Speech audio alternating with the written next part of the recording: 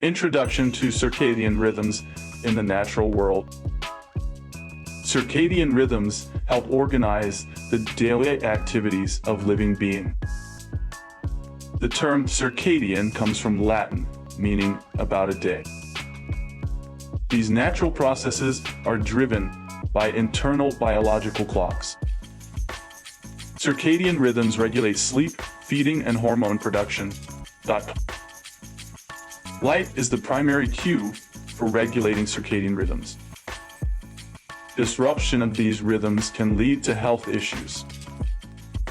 Many organisms display significant behavioral changes based on light cycles. Plants also have circadian rhythms, influencing growth and flowering. Research shows that circadian rhythms are found in nearly all living organisms. Some bacteria have been shown to possess circadian cycles as well. The discovery of circadian rhythms dates back centuries. Research into circadian rhythms is ongoing and has expanded to humans.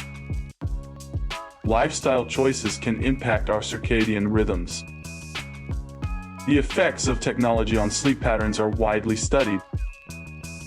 Jet lag is a common example of circadian rhythm disruption. Alignment with natural rhythms can enhance well-being and productivity.